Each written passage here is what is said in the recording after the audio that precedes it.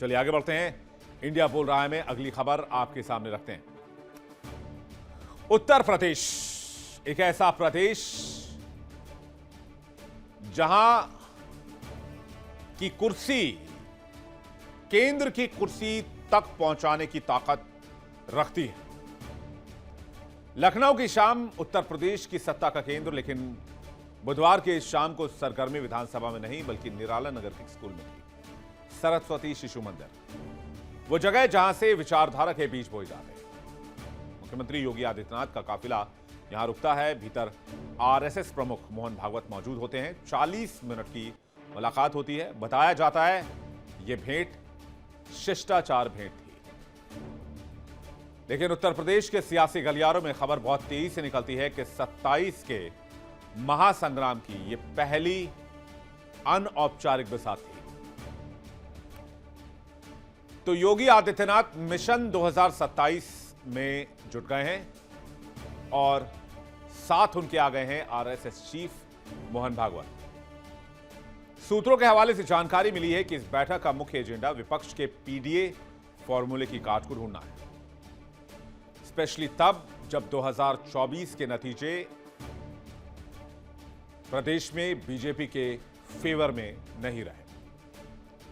BJP और संघ अब हिंदुत्व के एजेंडे को और धार देने की तैयारी में है, ताकि हिंदू जातियों में ना बंटे, हिंदू अलग अलग कुनबों में वोट बैंक में ना बंट जाए, बिखर ना जाए। खबर है कि चुनाव से पहले संघ के करीब 2 लाख स्वयंसेवक जमीन पर उतरेंगे। ये कार्यकर्ता हर बूथ पर सरकार की उपलब्धियों को पहुंचाएंगे और घर वापसी और घुसपैठ जैसे संवेदनशील मुद्दों पर जनता को जागरूक भी करेंगे, क्योंकि बीजेपी को पता है कि 2024 में जो हुआ, अगर विपक्ष उसे रिपीट करने में कामयाब हो जाता है तो 27 का मामला गड़बड़ा सकता है। तो क्या हुआ था 2024 के आम चुनाव में? 2024 के लोकसभा नतीजों ने उत्तर प्रदेश में बीजेपी को आत्ममंथन करने पर मजबूर किया। जहां 2017 और 2022 में बीजेपी अजेय लग रही थी, वहीं सपा कांग्रेस के गठबंधन ने राम मंदिर निर्माण के बावजूद 2024 में ऐसी चुनौती पेश की जिससे बड़े बड़े राजनीतिज्ञों के पेशानी पर बल आ गया। संघ और सरकार के बीच समन्वय की कमी की चर्चा गलियारों में थी। ऐसे में मोहन भागवत और योगी आदित्यनाथ अभी से एक मैसेज देना चाहते हैं कि 27 के चुनाव में ऐसी कोई बात ही नहीं। 40 मिनट की यह मुलाकात और यह संकेत कि डैमेज कंट्रोल का समय खत्म हो चुका है। मिशन 2027 का ब्लूप्रिंट रेडी किया जा चुका है। अब आपको बताते हैं कि 2017-2022 में बीजेपी और विपक्षी दलों का प्रदर्शन कैसा रहा। साथ ही लोकसभा चुनाव में यूपी की सीटों पर बीजेपी को कितना नुकसान हुआ। 2017 पर नजर डालिए, जहां से यूपी के सीएम योगी आदित्यनाथ की एंट्री होती है। कुल सीटें 403। बीजेपी ने 312 सीटों को जीतने में कामयाबी हासिल की। समाजवादी पार्टी के खाते में 47 सीटें और बीएसपी के खाते में 19 सीटें। यानी बीजेपी की लहर में पूरा विपक्ष साफ हो गया 2017 के इलेक्शंस में, जबकि 2017 तक अखिलेश यादव सीएम थे।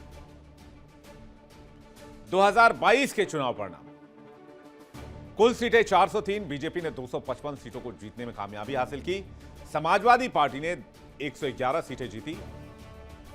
समाजवादी पार्टी ने थोड़ी ताकत रिकवर की, लेकिन बीजेपी को रोक नहीं पाई। विपक्ष धराशायी हो गया। अब आ जाइए असली मुद्दे पर, लोकसभा चुनाव 2024 के परिणाम स्टेट वाइज लोकसभा सीटों के लिहाज से। यह वो दौर था जब राम मंदिर निर्माण पूरा हो चुका था। पूरे प्रदेश में राम नाम की गूंज थी। बड़े बड़े एग्जिट पोल, ओपिनियन पोल अनुमान लगा रहे थे कि बीजेपी 75, 76, 72, 73, 74 तक जा सकती है। नतीजों ने राजनीतिक पंडितों को हैरान कर दिया। समाजवादी पार्टी ने 37 सीटें जीती 80 में से, बीजेपी 33, कांग्रेस के खाते में 6 सीटें चली गई, आरएलडी के खाते में 2,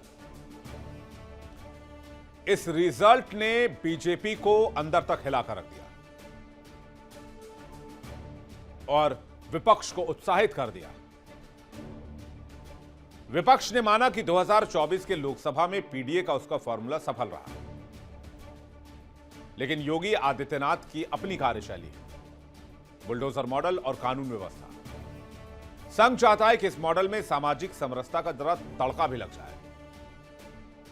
मोहन भागवत का मैसेज क्लियर है, हिंदू समाज को जातियों में बंटने से रोकना होगा, उसके लिए जो भी फॉर्मूला लगाना पड़े, वरना 2027 की राह यूपी में कठिन हो सकती है।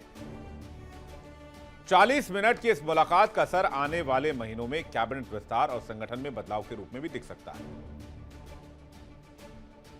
सीएम योगी ने भागवत को यह भरोसा दिलाया कि प्रशासन की कमान उनके हाथ में है, लेकिन संघ के फीडबैक पर अब पहले से कहीं ज्यादा तेजी से काम होगा। और आप देखिए कि संघ कितनी जल्दी एक्टिव हो गया है। चुनाव से पहले अभी लगभग 1 साल या 1 साल से कुछ ज्यादा का वक्त बचा हुआ है।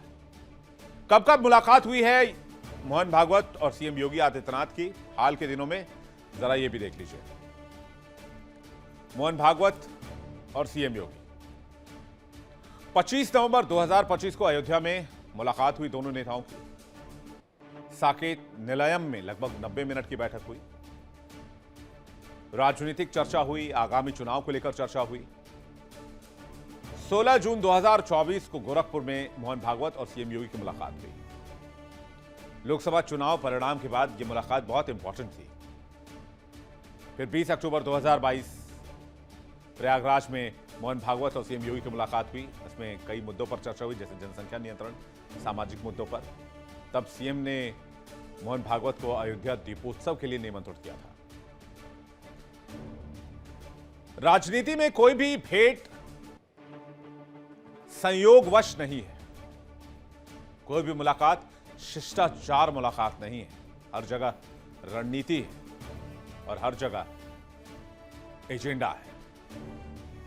2027 का चुनाव सिर्फ एक राज्य का चुनाव नहीं है, यह 2029 के दिल्ली यानी कि केंद्र के चुनाव का लिटमस टेस्ट भी है।